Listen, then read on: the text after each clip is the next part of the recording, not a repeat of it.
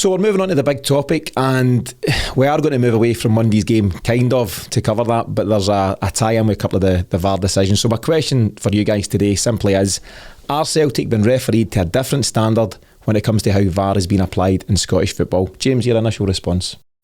Not Celtic. Everyone except Rangers has been VAR different standard. And you can see it because the inconsistencies are there. Every team has a VAR complaint, bar one. Every team has VAR gone against them, bar one. So it's not necessarily against Celtic, it's against everyone except Rangers. Strong words, Miff.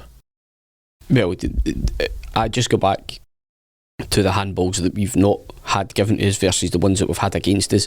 I think there seems to be some sort of pseudo changing of the handball rule that week to week that went against us. I mean, I've never seen a ref blows quickly. That Ross County handball for O'Reilly when his hand is by his side, he's outside the box. It cannot be, and it's outside the box. It cannot be in a more natural position.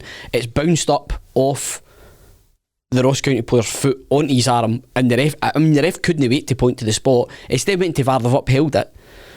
The Burnaby one, he's not even looking at the ball. No.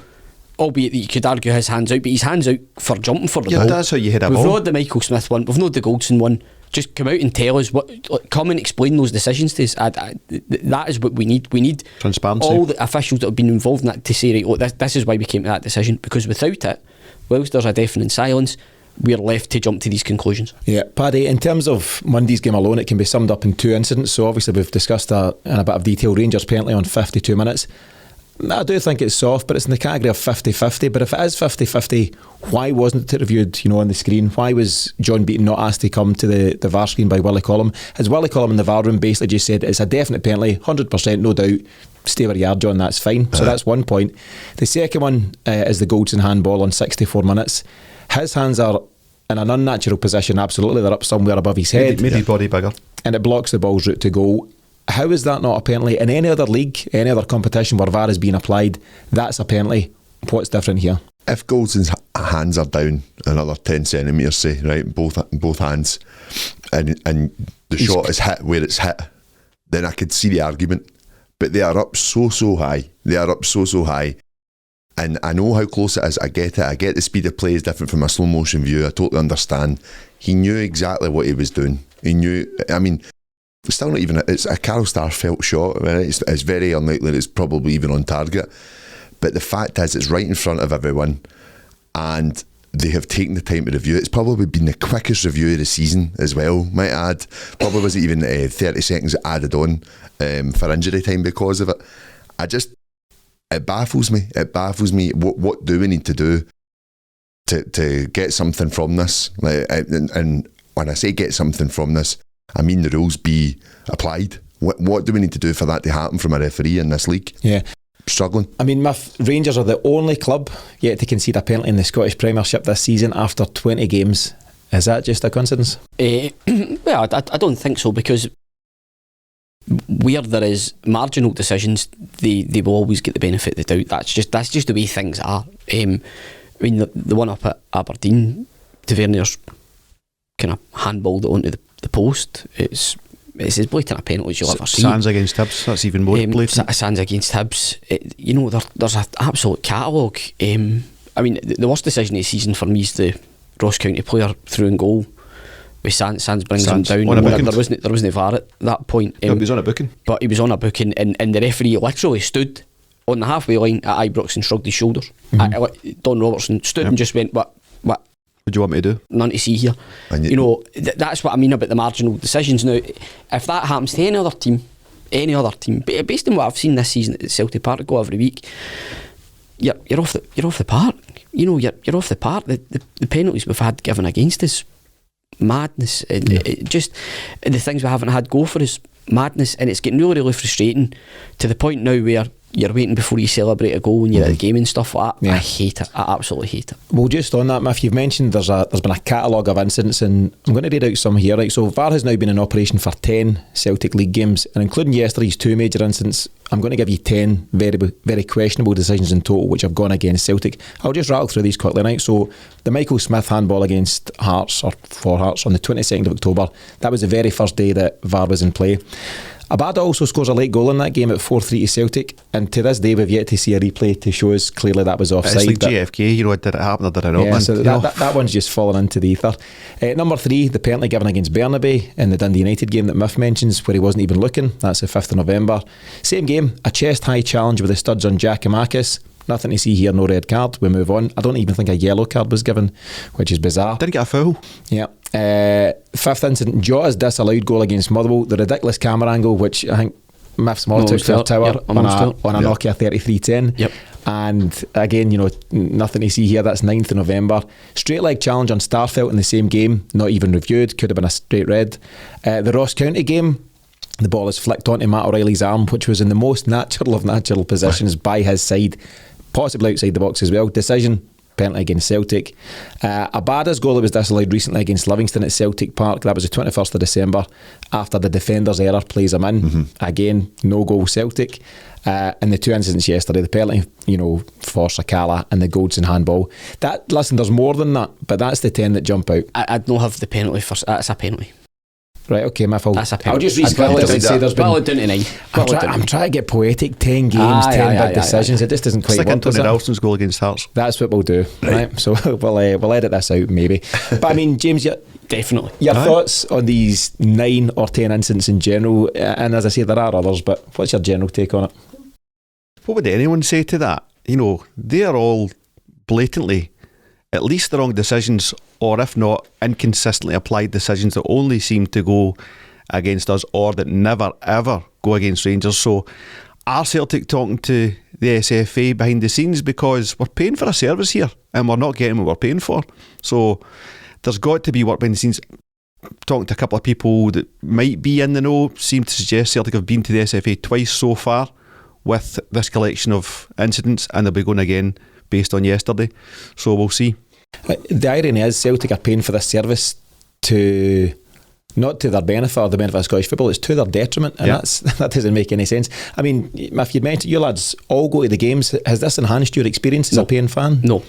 It's useless, Absolutely isn't not. it? I'm still a fan of VAR. I think VAR applied correctly should be part of the game, but this isn't being applied correctly. It should be helping the referees, but for what you're seeing, all you've got is people make up as they go along. There is no consistently applied set of rules. Just take those handball incidents alone before you get into anything else.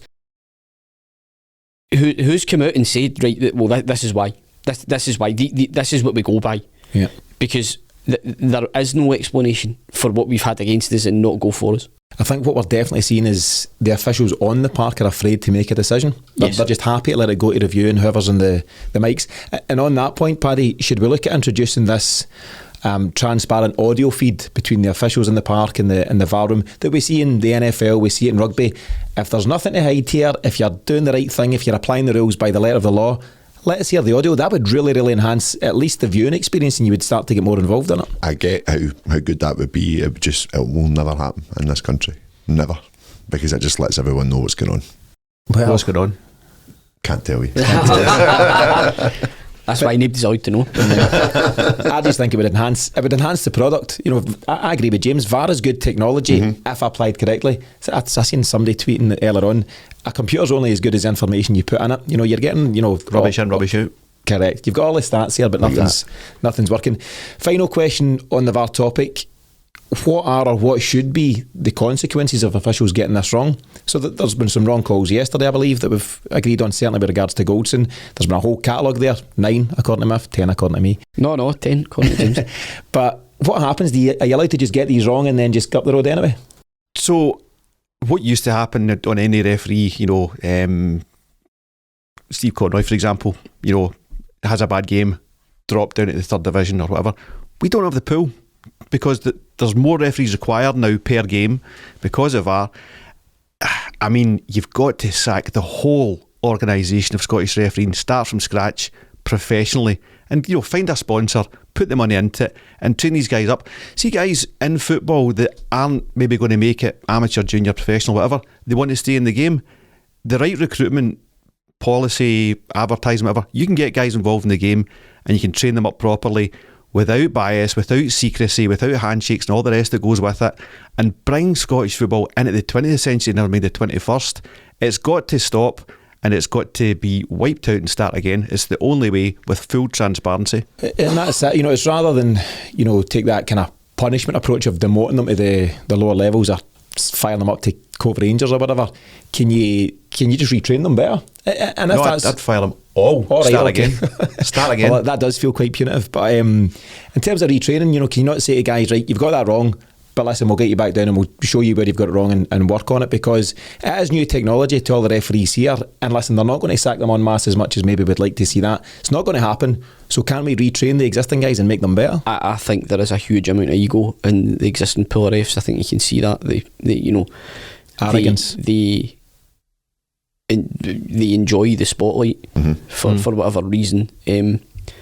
But I don't think they're the most open-minded bunch whereby that feedback would be welcome. I totally agree, but you've got to start at Crawford Allen. What is he? He's jumping on Scottish football radio shows on a Kyogo maybe not offside decision, and then never seen since for all the contention decisions that go against us. So he's got to go for a start, and then you can maybe start to bring someone in with an open mind who actually can improve the game. There's no Scottish referees at any high level of football, World Cup, Euros, whatever, and that's because of our inward mentality. Yeah, that Crawford Allen stuff really, really annoys me. The fact they came out en masse on all the radio shows going to talk about, it probably wasn't a Kyogo goal. I think it probably was, but that's the debate, and we've not heard from him since. And all the reasons, I've listed a number of them, all those reasons and so much more, we don't hear a peep from him. So does he just come out when it suits the agenda? I don't know. Crawford Allen sounds like the man for the job. We could be here all day, but it's a debate that is just going to rumble on. And I actually don't. We talked about the teething problems and how, I think it was Crawford Allen that said it's going to be, or was it Ian Maxwell actually said it's going to be pretty shambolic the first few months, which is a hell of a ringing endorsement for somebody who introduced the technology. Aye, he should have been going for that. But then he came out and said it's actually been really good as well. Yeah. Aye, this is what it's meant to do. Can I just my last point on it? This isn't a systems problem, it's a people problem. People problem. Yep, the debate rumbles on, and listen, we're going to revisit this time People after time. problem. Because He's on fire! What start to the year. See what you've done there, James. Okay, so moving on. There's no Mystery Celtic this week, but don't worry, that'll be back from next week as we kick that off again for the new year.